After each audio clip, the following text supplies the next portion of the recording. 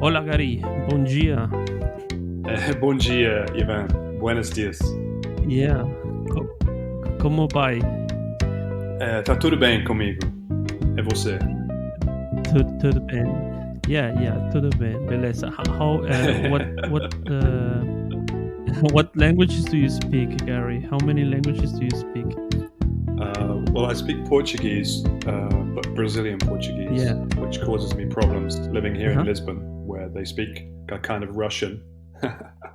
And I Yeah. understand French, Spanish, Mm-hmm. Italian. But Mm-hmm. so I can read French, Spanish, Italian, but I'm a bit rusty from actually speaking. But the Latin languages that are Yeah. quite similar to Portuguese. But Portuguese is my main Yeah. language because Wonderful. uh, yeah. Wonderful. Where are you from? I'm originally from England. I spent most of my You're life from living England. in London. Uh, yeah, a Okay. little bit of time Wonderful. in Italy some time ago, and then I lived in Brazil for a few years in the 90s. Yeah, that's wonderful. So, yeah, this is kind of an international podcast. So, thank you so much for being part of the show, Gary. I'm honored to have you on the show. Thanks for inviting me, Ivan. It's always Yeah. So, one of the things that's really interesting about the new way of being able to produce and distribute music is that the fans are everywhere in the world, and that's really this is fantastic. yeah, yeah. People like to talk on the internet, and I actually found out about your music on Instagram, thanks to Right. Instagram advertising, Instagram ads. They are making my life easier, my job easier. And I your video to your song, yeah, Shangri-La, really caught my attention. It was a Shangri-La, yeah. wonderful video. Well, that's good because we have to, as musicians, I have this conversation a lot with other musicians, and I think Mm-hmm. maybe because I spent many years outside the music industry. I was in the Yeah, music business years ago, but spent many years outside of it. So maybe I have a slightly different perspective. But I really think there's so many opportunities now to reach fans, but you have to be prepared to physically reach them because nobody can find you otherwise. So the absolutely. Instagram stories it's been really successful for me, a really good way of reaching new Yeah, fans yeah, and people in different countries. yeah, yeah, totally. And then I went to your Bandcamp page, and I was listening to your album, and I thought this is great. So I just wanted to say I'm very happy. I'm glad that you have decided to put out your first record, your first album last year. It's a really outstanding album. I think everybody should go and listen to it right now. I was wondering, it took you like 25 years to release this first album, Gods in Brazil. Yeah, which is Yeah. Well, actually, is probably a bit basically longer, Ivan. Probably, yeah, yeah. wow. Yeah. So the first question that came to my mind was just why, why did it take you so long to say like, yes, let's do it? Okay. Well, I think it's difficult for people who've grown up in the internet era where Hmm. access to information and like-minded people is really, really, it's like a click away. If somebody Yeah, gives you the name of an artist today, you go online and within 10 seconds you have the whole catalog, YouTube, Spotify, these kinds of things. So exactly. back in the 80s, well, when I was a kid, I was really into music, and Hmm. I had a band at school, and we played some gigs locally and things like that, and I was obsessed with music. But it was Yeah. very hard to, like, nobody knew how to get into the music industry. Nobody really knew how it worked, and if Hmm. you didn't have connections, it was almost impossible to. There wasn't even a book how to do it, how to be a musician, how to be Yeah. an artist, how to set up a record label, this kind of stuff. So I Yeah. think for many years I didn't think it was possible to do it, and I worked in the music industry around music for a long, long time, and always a little bit kind of jealous of my friends that were making music because I really wanted to do it, but I don't think I had the Hmm. confidence at the time. And in the Yeah. early 90s, like about 1993, I started to really write songs, and I was already like obsessed with Brazilian music for many years. And Mhm. I wanted to write songs in the kind of style of the music I was listening to, like the classic Brazilian 60s, 70s stuff. Mhm. And Mhm. I started to do that and make some demos on. I had a little Tascam 4-track recorder, with cassettes, and I would make some Yeah. demos. And then I had the opportunity to move to Rio and was involved in a music technology business. It was the world's first ever digital download distribution system. And I went Mhm. to Rio really to do that, but to kind of be a musician. Except when I got there, all these kids were so amazing musicians, and I was like, oh my god, I can't compete with these guys. They're like, you know, I remember going to a friend's house and he said, "Oh, I don't like the Beatles," and then played three Beatles songs on the guitar perfectly. And I thought, Okay. okay, there's too much competition in this country, and so I carried on working in the music business for a long time, but writing Mhm. songs and making demos. But really, I didn't show them to anybody else except my friend, my flatmate Cassim, would hear me doing this or hear me playing guitar Yeah. in my bedroom and would Mhm. say, "Oh, you should do something." And I was, "No, no, yeah, no, it's not. It's not very good. It's not good enough for me." Yeah. And I think what I didn't realize back then was that if you can write songs, it doesn't matter if you can play them very well. You can always find people to help you. And many years later, I discovered that Mhm. Irving Berlin, the famous Broadway composer, couldn't read and write music. He hired a guy with a piano, and he Mhm. would whistle to the guy, and the guy would write the Mhm. write the music down. And I thought, oh my god! But this is the kind of thing that in the internet you can find in seconds. This kind of information. But back then in the Yeah. early 90s, Yeah. it was it was difficult. You everything was much more slow. If you wanted to learn something, you really had to try and find someone who could teach you or show you or help you. Spend a lot of time. Mhm. Yeah, so over those 25 years, I had a record label Yeah.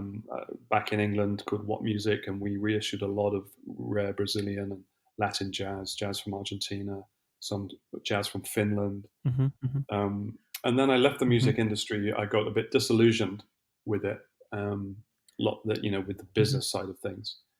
And for many years, I would keep in touch with Cassine, and his career was getting stronger and stronger in Brazil, mainly as a producer, but also as an artist. Mhm. And he would say, "Oh, what Yeah. about your album?" And I'd say, "Yeah, well, maybe." And then in 2018, he came to London to play one show with another guy that I already knew, Alberto Continentino, who used to play with Ed Motta when we released Ed's album Oh, in yeah. 2003. And the other two Mhm. guys were from Poland. And I thought, wow, this is really crazy. Mhm. What's going on here? And after the gig, which was really fantastic, one of the best shows I ever saw, and Cassim said to me when he was packing up all the instruments, "Oh, what about your album?" And I just said, "Yes, yes, let's do it." And I think he was really Yeah. surprised, and I don't think he thought it was ever going to happen. But yeah, so we did it, and it's been life changing, really. Yeah, yeah, it's fascinating. Such a great story, and I was a little bit confused because I was reading your video description on YouTube, and it says produced by Cassim Ting Maya. At first, I thought it was the Ting Maya, the No, no, because Brazilian yeah, because godfather of soul. yeah, no, because it's just I think a list of the people that Cassin has worked with. Cassin Okay, okay. produced the Tim Meyer Haschenal Volume 3. Oh, really? Oh, Yeah, I'm a big fan of Ting Maya, so I yeah. was I met thinking, him once, Ivan. you met him? Yeah, I spent Oh. I spent like 4 or 5 hours in a dressing room in the early hours of the morning with him and an English friend, and he was telling the most Mhm. crazy stories. It was unbelievable. Yeah. Yeah, yeah, yeah. So you live in Brazil for how long? How long did you live It was there? about 4 years, but I was traveling before that. I was traveling regularly because I started to go to Rio to buy records, and I would bring the records back to London. And a Mhm, friend mhm, of mine who later helped me set up the record label, he had lots of contacts as a record collector, a record dealer, and he would sell the Mhm. records on to Japanese DJs. And that's how I Mhm. paid for Mhm. my trips to Brazil for the early years of the 1990s. And Wow. in those days you could buy Tim Meyer Chanel for less than $1 if you could find it, and the Yeah. Japanese would pay $500. So it was a it was an interesting business. Yeah. And there were Absolutely. other English guys doing the same thing as well at the time. Um, Uh-huh. Uh-huh. and Uh-huh. buying. So we were in competition with each other, and we would go to these record stores and think, "Oh, I found a new record store, a new secondhand store." And I remember going Yeah. to one, and the woman said, "Oh, we had a guy from England yesterday. He bought everything." So it was like this kind of competition for finding rare records and taking them back to Europe, and Yeah. playing them. DJ friends would play them in London, and then they Mhm. mostly Mhm. get sold to Japan, just like today. To Japan. Yeah, Wow. because And the Japanese what knew do you everything. think? Yeah, yeah, I know. And did you travel around South America, or were you only No, no, mainly? yeah, mainly. I guess I always had a bit of an obsession with the idea of Rio, and when I went Yeah. there, I was really poor. So when I first moved there, I had no money at all. And the day Mhm. that I moved was the day that they started the Real plan, where they made a new currency. The day before, it was Mhm. like almost like 1 million cruzeros was about $5. It was crazy. And then the Mhm. next day, one real was $1, and it was linked. And suddenly, Mhm. Brazil became incredibly expensive as a foreigner. Yeah. Yeah. So I had to do some jobs, like I was a DJ in a Mexican restaurant with Cassim and this kind of thing. So at that time, things were a real struggle to be a foreign guy, not really legal, not really supposed to work. Your classic thing with somebody immigrating. So I didn't even really have a lot of money to go traveling and this kind of thing. So I was trying to set my music business up at the time in Rio Yeah. Yeah. and using all the money that I had to do that. Okay, I see. I understand now. And where does your where does the love for Brazilian music come from? Like, when did you decided, okay, I want to go to Brazil and start collecting rare records? Okay, well, yeah. So there are two answers to that, really. The first one is that when I was a kid, and my mum used to listen to the radio, BBC radio, but Oh, not Radio One, which was the okay. pop music. She would listen to Radio Two, which Hmm. was like for older people. So they would play Yeah. stuff from the '60s already. Like this would be Yeah. like mid '70s, early '70s, Hmm. and they would play Sergio Mendes and Hmm. Santana, and so it was always this kind of Latin thing that I found Yeah. really attractive. You get that And influence. Mm. yeah, exactly. And as I got older, like when I sort of left home and was working in the mid 1980s, I was really into jazz, like totally into jazz. And I realized as well that a Hmm. lot of the jazz that I liked was a kind of bossa thing.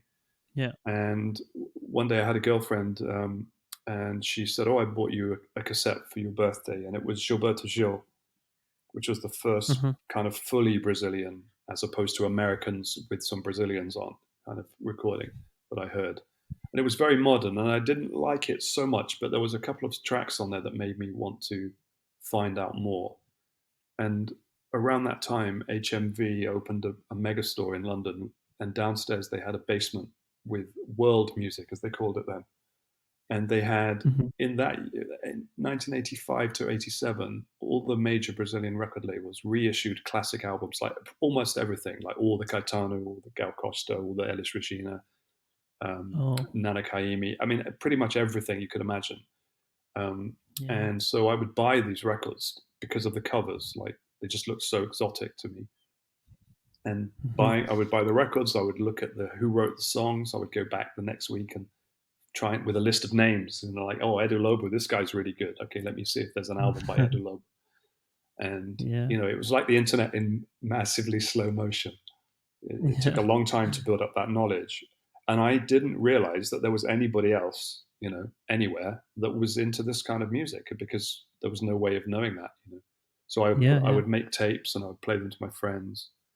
And when I was like in the 80s, I used to work in a friend's store in Soho, and I would put my tapes on all day, and people would ask what the music was, and that's how we used to share the information, with mixtapes. And Yeah. so then I met a Brazilian guy and his wife in London in 1990, and he was Mhm. trying to get work in England, and he was a photographer. And he started to tell me Mhm. about some of the things he was doing, and he said, "Oh, you won't know any of my work."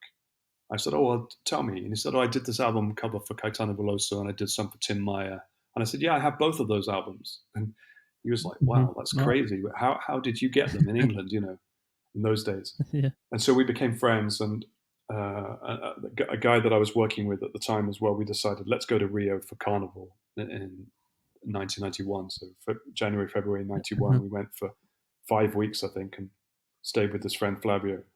And he knew just about Mhm. everybody in Rio. So all these guys Oh. that I had records from, we would meet, and they Mhm. would be just like, "How come there's these crazy English guys that listen to our music?" Mhm. Because the world was a smaller place in those days, a bigger place Oh. rather in those days. Yeah, yeah, you So, were definitely pioneering that kind of. well, so we used to go and buy the records, Ivan. We'd go down to the down in the city center Mhm. in Rio. There'd be the guys selling secondhand records literally on the street, and we'd just buy the Mhm. stuff Mhm. that we liked. And then one day, a friend of mine, when I went back to England with a bunch of records, a friend of mine who was into Brazilian music, who came into the store where I worked and heard the tape, and said, "Wow, whose music is this?" That's how we connected in those days. And Mhm. and he said, "You're not going to believe this, but that Edo Lobo record is £50, like $75 then, in Mr. Bongo's window in Soho." And I said, "Oh, well, I reckon I could probably find 5 or 10 copies of that."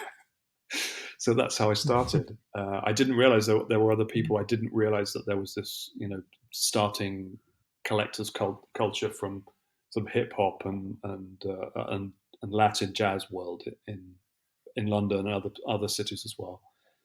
Mhm. So it was almost by accident that I started to deal in the records. But because I knew where to find Yeah. them in Brazil, lots of people didn't. So I Yeah, would have yeah, yeah. friends give me lists. Japanese DJs would give them a list, and then I would go and deal with my record dealers on the street. And I Mhm. mean, it really was like that on the street, And I would go there and say, "I'm coming back in three Mhm. weeks' time." I'd send them a letter, write a letter by post, send them a Wow. letter and say, "I'm going to be. I'll That's meet so you good. on like the March the 20th, at 2 o'clock outside the Teatro Municipal." And so we started to do an exchange of records where I would bring English folk rock, which is something I knew nothing about. They would give me a list of records, and I would buy these really cheap records in England that nobody wanted in Yeah, those days, carry yeah. them to Rio, and swap them for like João Donato and Uh-huh. this like really kind of rare stuff, Moises Santos, and all kinds of things. Yeah. Yeah, so it was really Wow, by that's accident. amazing. Yeah. Wow. Yeah. So for our young listeners out there, that was Yes. the way music Yes. was exchanged in the 90s. That's amazing. That's incredible how things have changed. And I think your story is pretty similar to the one of I don't know if you know about Quantic. Have you heard of him? It's also a British DJ and producer who he went to Colombia. He lived there many years, and he did pretty much the same. Like collecting all the rare Colombian music Yeah, yeah, yeah. records. No, it's great, and there were lots of people back then when I was doing it, definitely. And I would Mm. hear if someone would say, "Oh, I met an English DJ who's here to buy records. You should meet." And in those days, we were definitely like, "No, he's a competition." So Mm-hmm. we never wanted to hear about other guys buying records, and it was like lots of secrecy. Yeah, Yeah, yeah, it's funny, absolutely. but yeah. Yeah. So, Gods in Brazil. How did you come up with that name? Because I really like it. It's a fantastic name for an album. You're the first person to ask me that question, Ivan, which I think is Oh, extraordinary. really? Nice. That's Yeah, I great. think it's extraordinary because I think the name needs an explanation, right? Because it makes no sense. Well, there was a song called "Gods of Brazil" that was supposed to be on the album, but it got cut. So that's one Oh, answer. okay. But the title Mm-hmm. comes from that first time when I went to Rio in '91 and I stayed with my friend Flavio. MTV Mm-hmm. had just started in Brazil. Okay, it was like a Brazilian, Mm-hmm. very Brazilian version of MTV, and most Mm-hmm. of the stuff they were showing was old American and British bands because they didn't have enough content to fill 24 hours of programming. So we would Yeah. watch MTV, and there would be things like Echo and the Bunnymen would come on, and we'd say, "What, Yeah. Echo and the Bunnymen in Brazil?" And Flavio would say, "Oh yeah, they were gods in Brazil." And it was like Oh. every band that kind of had been forgotten in England would come on MTV, and he would say, "Oh yeah, they were gods in Brazil." And so it became like a They were God. catchphrase for me and my friends, like Okay. somebody could be a god in Brazil, you know. So Yeah. when we came to do this record, it just seemed like a kind of like a playful title, you know. Maybe it's possible still to be a god in Brazil. Oh, okay, I got it. So it has to do a little bit with the Brazilian humor. Okay. So you went to Poland to record the album. Why did you decide to go there? I did, The yeah. recording session. Um, Yeah. and that was because Um. the so when so a few years ago, Cassine's got a studio in Rio, and it's above a venue Mhm. called Audio Rebel, Mhm. and he would finish the studio normally about 8 o'clock in the evening, and there would always be a band starting. And if there was an interesting band, sometimes he would go and just check them out and see, you know, who they were. And one day he told me he was closing up the studio, and he heard this like crazy version of Herbie Hancock's Rocket. So he went to Mhm. see what it was, and it was these two guys he didn't know were Polish at the time. These two foreign guys playing the whole of Herbie Hancock's Rocket album. So he stayed and watched it, Oh. and afterwards he was introduced Mhm. to Macho, the drummer, and Macho Mhm. said, "Oh, you're Cassine. I wanted to meet you. Someone told me that you were the guy I had to meet in Rio." So they started talking Mhm. about music and things. And Macho said that he had some connections with the Polish government for culture, and they wanted Mhm. to do Oh. some Brazilian Polish cultural exchange. And would Mhm. Cassine be interested in making an album? So they did that, and it's called Mitch and Mitch, which is the Polish band, Mitch and Mitch Mhm. and Cassine, and it's called Mhm. Visitantes Nordestinos, visitors from the Mhm. northeast, because Poland is northeast of Rio, right? Yeah. And so it's a little pun there. So they made this album, and then Cassine was invited to Poland by Mitch and Mitch to participate in a festival based on a legendary Polish musician called Zbigniew Wodecki. And Mhm. so they did a tour with Wodecki's music, and Mitch in Poland had recreated a lost album of his from the 70s, and that it had been really successful, and in Poland went double platinum. And so they did these festivals, and it went really, really well. And then another Mhm. friend of ours, who's Brazilian but based in London, got the band over to play one night in London when I was there. And Mhm. so Cassine had this band that was half Polish, two of the guys from Mitch and Mitch, Alberto Continentino from Rio, and him. And Yeah, I know him. yeah, and Mhm. afterwards I met the Polish guys, and they were like into the same things. And Macho had lived in Sao Paulo, not Rio, but around the same time. Like all of us, he had a Brazilian girlfriend, bought records and took them home and played his friends. You know, same story. Mhm. And so we Yeah. became friendly. So when Cassine said, "What should we do with the record? You know, how should we make it?" At the time, and even now, but at the time, like 2 years ago, when we first talked about this, Brazil was incredibly expensive, like crazy expensive. Mhm. And Mhm. so we said, well, let's see, because Poland is one of the cheaper places in Europe and is famous Yeah. for having the orchestras and things like that. So we decided to go to the Polish Radio Orchestra studios in Warsaw, Mm. and Macho and Piotr, the pianist on the record, they do a lot of work there. They do all kinds of recording, jazz and things, and they've got a really good relationship with the Polish radio, which is a state radio station. And the studios are incredible. Mhm. They're like a time warp. They're from the 1950s and 60s. And Nice. so the cost of making it there with all these, you know, classical musicians and everything, and the string sections, and this was probably, you know, like two-thirds of making it in Brazil. And it just, I like the idea as well, Ivan, that my version of Brazil is distorted, okay, because I'm British. And my version of Brazil is from old Mhm. records and my romantic imagination.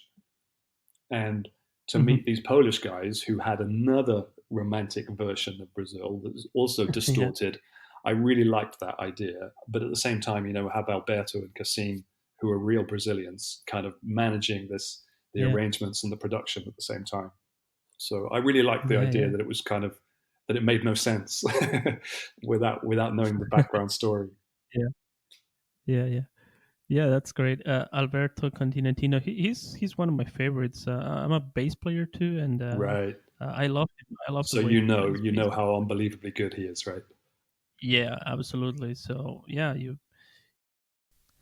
yeah. So let's listen to some music now.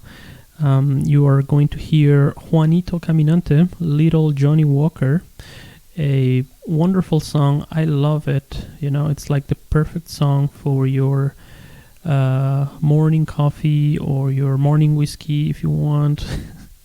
Yeah, it's just a perfect little tune for sunny days. It's going to make you feel happy. So enjoy it and stick around. We will be back in a minute.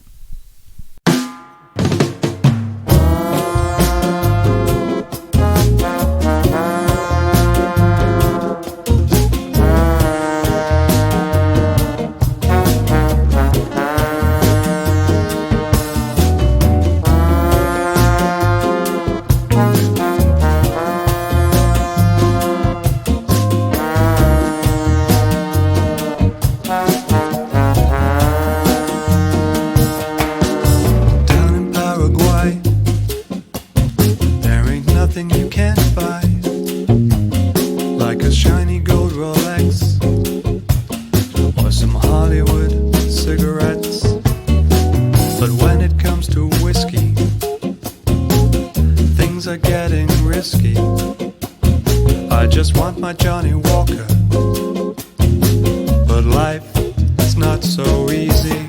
I said Juanito Caminante, so quiero Johnny Walker. Juanito Caminante, Juanito Caminante, Juanito Caminante, so quiero Johnny Walker. Juanito Caminante, Juanito Caminante.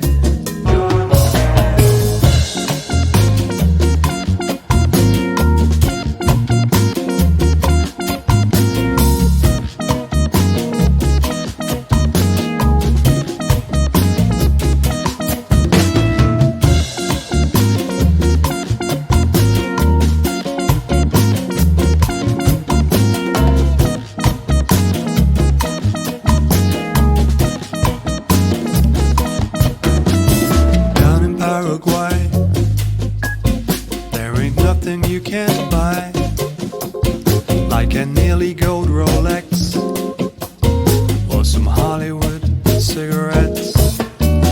But when it comes to whiskey, things are getting risky.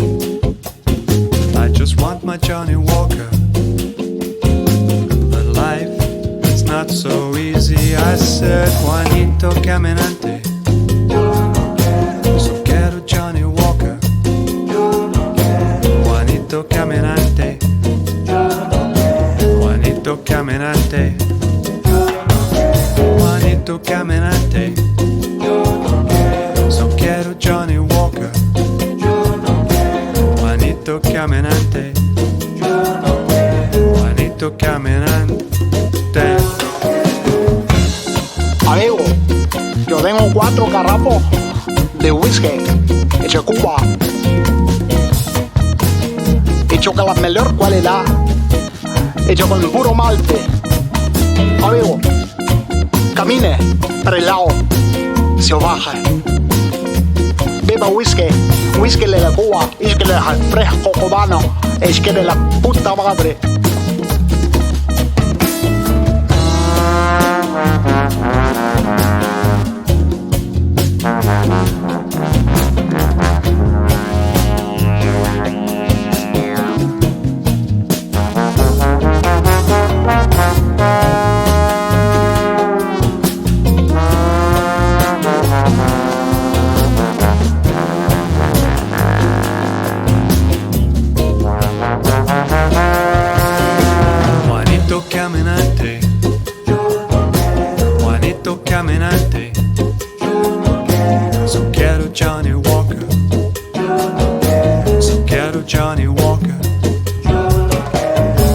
Juanito Caminante.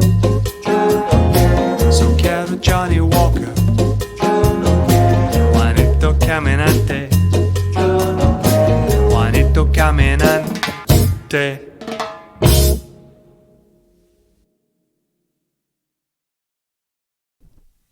Okay, what a wonderful song there. Um, so an international band, you recorded your album in Poland. What a great experience. So how long did it actually take you to record the whole album? How was the whole recording process? Okay, so there was an element, okay, where I'd sent the demos to the guys, and Macho co-produced because there was a lot of work in Poland, organizing musicians and the studios and Yeah, yeah. accommodation and all those kinds of things. And so I'd sent my demos to Macho and to Cassim, and like right up until the day before we were due to go to Warsaw, I hadn't had any conversation with the guys about whether the songs were any good or which songs out of the 20 or so that I'd submitted to them that they wanted to do. And I was a little bit petrified. And so when we got there, we had 5 days of rehearsal in Macho's studio in his house. Mm-hmm. And I never did this before, right? So I didn't know the process. And I joked with Cassim recently that that this was kind of like for them it was a day in the office, but for me it was a really big deal. Making my Yeah, first album, new experience. I'd never sung before. I didn't know really what the process was, other than just a visitor to studios over the years. Mm-hmm. Um, so we went through each of the songs that we'd chosen. So we literally chose them in one morning, like out of the 20. Let's listen. Yeah, next one. Yeah, next one. Okay, yeah, let's do this one, this one, this one. And that's where Mm-hmm. Gods in Mm-hmm. Brazil song got cut at that stage. And so we did the rehearsals for each of them. We recorded those. And I had a friend from England come over as well, Adam Askew, who was at the time still one of the senior sound engineers at the BBC Radio. And so he came also a week before to kind of to meet the guys and hear the sound and everything. And he was going to be the guy recording and microphone placement and engineering the session, etc. So it was really kind of everyone getting to know each other, and Mm-hmm. that was just a really good process. So we'd done that, and then Cassim had a gig on a Sunday night in Warsaw at a really cool venue called Poglos, with the same Mm-hmm. band, Alberto and Macho and Piotr and Milos, who's a percussionist with Mitch and Mitch, and is also one of the directors of the Chopin Conservatory in Warsaw. He's an incredible, Mm-hmm. incredible percussionist. So those Wow. guys had a gig, and then Cassim said, "Right, we're going to do two of your songs at the end of the show. You're going to have to stand up and sing them." And Ivan, that was probably the scariest thing I ever did in my life. Stand up in front of 300 Really? people, after Cassim's gig, not before, after. And Oh gosh. so that because I was so nervous about that, it completely removed any nerves that I had about going into the studio, which was a good tactic of his, I think. Mm-hmm. So we went into the studio, and then the first song we did was Adam Fora de Balanço, which is named after this friend, Adam Askew. His name means Adam off balance in English. Askew means out of balance. Mm-hmm. And so we did that first song, and I didn't really kind of understand what the process was, So I was singing guide vocals, and the band was all recorded live. And it just was it was overwhelming. I think several times during that week when we were recording those songs, I kind of burst into tears because I couldn't quite believe that I was actually doing this after all these years. Mm-hmm. It was definitely a like super Yeah. emotional experience. But even at that stage, Uh, Van, I didn't know what I was going to do with the record. Okay, so at one yeah. point we were nearly finished the recording in that week, and it was sounding really good. And Mm-hmm. Cassim said to me, "So what are you going to do with the album to release it?" And I said, "Oh, I don't know. Maybe like I'll make 100 copies and sell it on Bandcamp." And the guys all looked at me like, "What? What do you mean we're doing all this work and that's all you're going to do?" And because it hadn't For. really occurred to me that Mm-hmm. there would be an audience for this, a lot of Mm-hmm. this really for me was like closing a chapter and taking all these songs that have been hanging around in my mind for Yeah. many decades, and actually Mm-hmm. making something concrete from them. So as the album began to take shape, and then I went to Rio to do the vocals with Cassine and to record the horn sections and some overdubs. And Mm-hmm. as I realized that actually it was starting to sound like somebody else's record, in other words, like the level of quality and production was like a commercial record, I started to think a bit more about, what to do with the release and things. But I had no idea for a cover. I didn't really have any plan and strategy at that time. So it was a big Mm-hmm. learning curve for me. And I was Mm-hmm. completely amazed at the reaction, and that so many fans are like so young as well. I think Yeah. most of my fans are like 18 to 35, and I would have imagined when I started that they would have been, my age, which like I'm nearly 55. Um, Yeah. but it shows that music just crosses all ages, all boundaries, and Absolutely. it's That pretty that was amazing. actually my next question. How has been the reaction of people and critics to your album? Well, because it's a really weird situation, yeah. Because I'm with a band who within within niche music industry with Brazilian music and etc. And the guys in Poland, these guys are Yeah. known. So a part of the thing I think was curiosity, like why have these guys made an album with this guy no one had ever heard of? And I thought that's probably the best kind of angle for pitching the record. And I was Yeah. really, really lucky that my friend João Donato decided that he loved some of the songs that I'd sent him and was playing them at home every day. And Mm-hmm. he was playing in Lisbon and then playing in London. And Mm-hmm. Giles Peterson at BBC was a huge fan of Donato. And I've known him not very well, but I've known him for many, many years since I had my record label.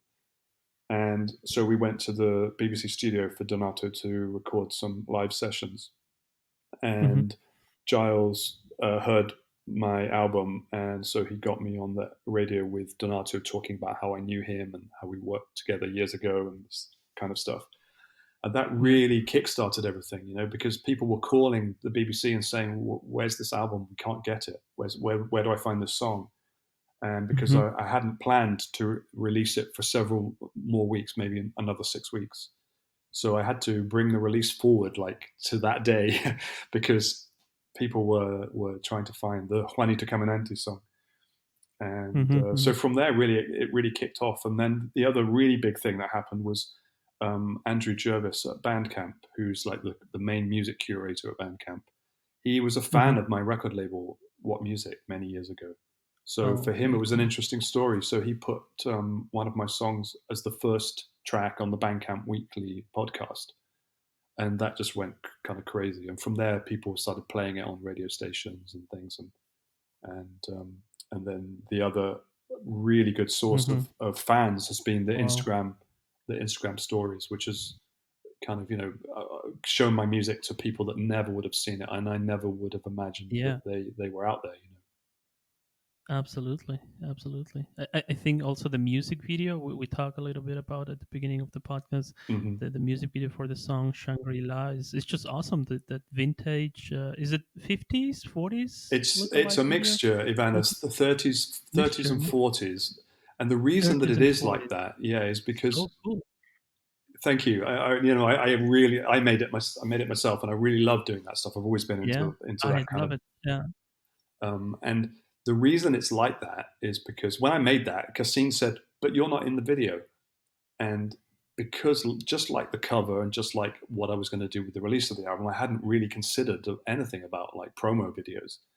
So I Hmm. realized I had to have something for YouTube that wasn't just a picture of the album cover. Yeah. And I remembered that on archive.org, there's a lot of public domain material of old newsreels and things. And Hmm. back in I don't know when, maybe in the 1980s, there was a big fashion for commercials in Britain, where they would Hmm. take old footage and they would repurpose the footage for like a beer commercial or something. And Hmm. so I thought, let me see if I can find some interesting images that are, kind of match the theme of that song Shangri La. And I just found so much stuff that it was just like huge fun. and I've been back to the same source to make more video clips as well, because it's just really fascinating to take really old film material and Yeah. repurpose it with music, and it takes on a different meaning. Hmm. So it's Yeah, really fun to absolutely. do that. And Yeah. yeah, yeah, and also the names of the songs are really cool, like Juanito Caminante, Little Johnny Walker. Yeah, I had it back in the '90s. Unbelievable. I knew a Brazilian guy who I can't remember the reason why, but he had to go to Paraguay for the day to do Yeah. something with a visa, and so he took Uh-huh. a bus, and it's like an overnight bus, and you get to the border, and you have to Hmm. wait like, I don't know, 24 hours, and then you could come back into the country. And Paraguay was famous in those days for being the source of everything pirate and counterfeit, like fake cigarettes Okay. and fake Ray-Bans and everything you can imagine. Yeah, yeah. And he said, "Oh, they had fake whiskey, fake Johnny Walker called Juanito Caminante," and it stuck in my mind at the time. And I Yeah, wrote that yeah, song in about 1995, and yeah. I used to sing it in my office in Rio and I had some interns working with me, and I used to drive them crazy. And 25 years later, one of them's living in New Jersey with a family and everything. And I just didn't say anything. And I just sent him the video clip in the studio of Juanito Caminante being made into an actual record. And yeah, he couldn't believe it. He was like, "No, it's too catchy. I don't want to ever hear it again." Yeah. But So it comes from the Brazilian humor. It's yes, also totally. I lived in Germany for around 12 years, and Uh-huh. I had a few friends from Brazil, and we were always laughing because they are, they have this sort of humor where they, no matter what you say, they find something funny to say Yes. with And I what think the they British say. have that as well. I think Yeah, the British humor, like yeah. Monty Python, and laughing at things Oh, that, Monty Python, of yeah, course. Yeah, yeah, yeah, and yeah. Monty Python's really big in Brazil, right? So, like, when I was living Yeah, there in the really. '90s, my friends would all have VHS videos of Monty Python in those days. Mm-hmm, hmm. So there's a definitely similar humor. Yeah, definitely. Yeah. Yeah. So how do you feel now after you have released your album?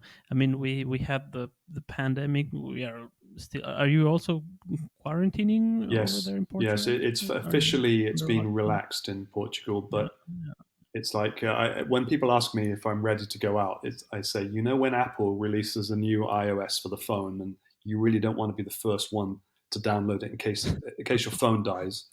Well, yeah, so Yeah. I'm staying in quarantine for a bit longer until we see what happens, because already there's been a spike in COVID cases since the relaxation is very light. It's not Mm, completely open, but it's already looking a bit scary. Um, and mm-hmm. it's I mean, I work at home anyway, so part of it is not so strange for me, like compared to friends who go to an office and things where their lives have been really changed a lot, or they have their kids at home or something. So that side of it hasn't changed a lot Yeah. for me. But um, yeah, it's a weird one. We did 9 songs because I've got a new album that I've been working on. um, Mm-hmm. 25 years for the first one, and like 6 months between the first one and the second one being recorded.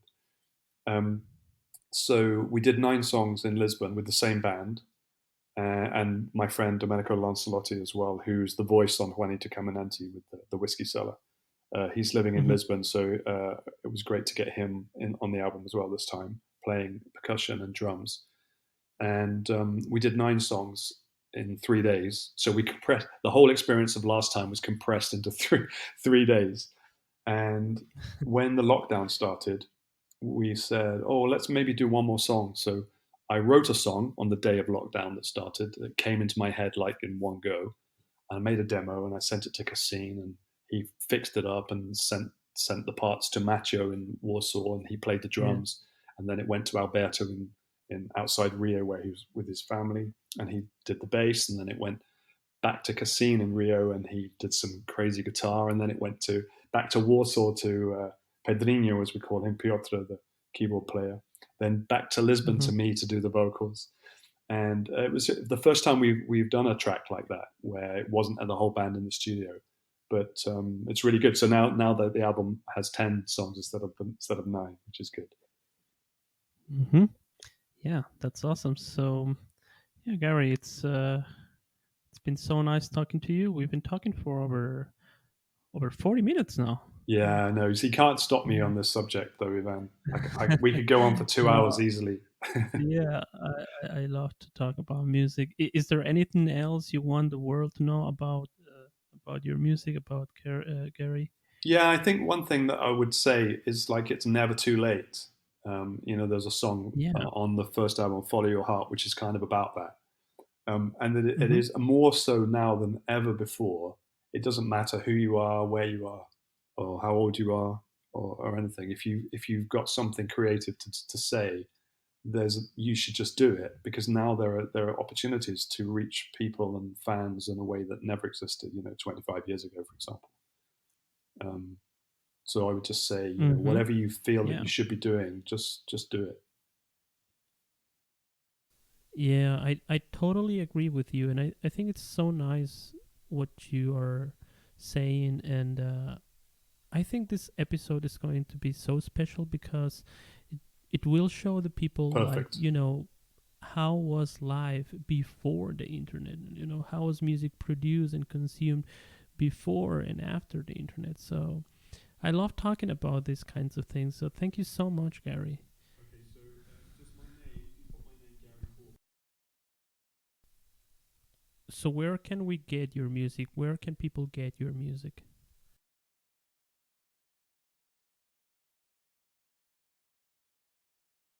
Okay, so just my name. If you put my name, Gary Corbin, Corben, into Google, there's a whole bunch of stuff that will come up there. Yeah, you Spotify, are everywhere, right? yeah, yeah, On and all the digital Instagram at platforms. Gary Yeah, Corbin, right? yeah, exactly. And Instagram is really good. Yeah, I'm on Facebook, but I have great. to say Instagram is really good because lots of interaction. And I always, every fan, if I can, I may have missed a few, but nearly every person that follows me on Instagram, I say hi to and start a conversation, because it's Okay, such a good way of yeah, engaging that's with great. people. Yeah, I Yeah, really yeah. enjoy that. Instagram for this day and age is a really good tool to communicate. Um, Exactly. okay, Gary. So thank you very much for being part of the podcast. Oh, thank you for inviting me, Ivan. It's always a Yeah, pleasure it was a really nice to chat. talk about music. I'm going to sleep now because I'm here in Ecuador. I live in the Amazonian rainforest, Yeah, and it's what time is almost it there? 3 a.m. in the morning. It's almost Ah, 3. God. Oh, well, Yeah, I appreciate you setting the time. I'm always best I'm a morning person, definitely. I'm always best in the yeah, morning. yeah. Oh, it's fine. It's fine. I slept a couple of hours before. Yeah, but it's okay. I slept a couple of hours before the show, so I'm fit now, and but it's time Perfect. to go to bed too. So you will find this podcast on Spotify, Apple Podcasts, Google Podcasts, Stitcher, anywhere you can find podcasts. So subscribe if you like it, and thank you so much, Gary. Thank you, Ivan. Thank you so much, Gary. Talk to you soon. Bye bye. Cheers. Bye.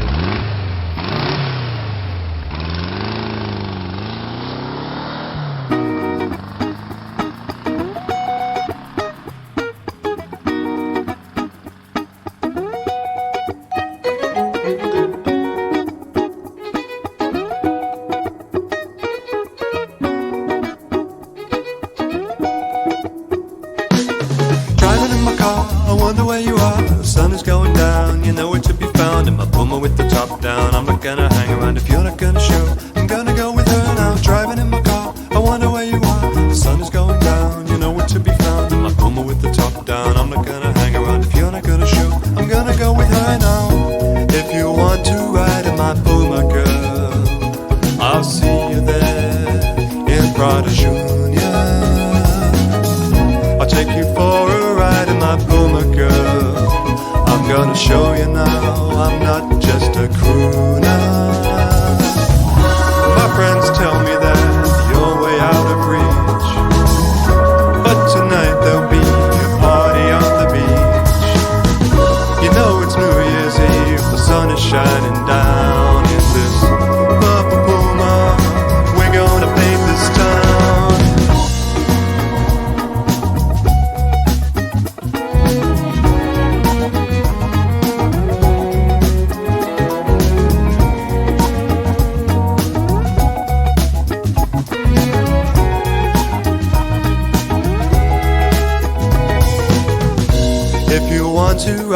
my Puma girl. I'll see you there in Prada Junior. I'll take you for a ride in my Puma girl.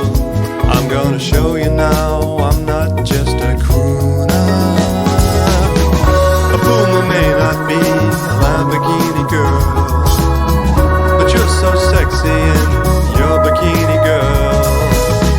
Tonight is New Year's Eve, tomorrow's gonna be a brand new day, 1973. A cada arranque do poçante é mais um sonho de encontrar essa mulher esfuziante. É o champanhe a cada gole, me faz a sua lembrança esfumaçar. E eu acelero, passando pela praia, o vento no meu rosto. Olho pelo meu retrovisor, vejo a garota dos meus sonhos a me chamar. Acelera o meu Puma, que mais parece um corcel, um leão deixando rastros pelo chão. A cada esquina, à espreita ela está. Não consigo te encontrar, mas o coração já está no para-choque para chegar antes. À meia-noite, no compasso do meu peito, com cada explosão dos fogos, de alegria no céu, eu sinto como uma valsa entre a multidão. Eu, você e nós dois, é meu Puma 72. If you want to ride in my Puma girl, I'll see you there in Prado Junior. I'll take you for a ride in my Puma girl.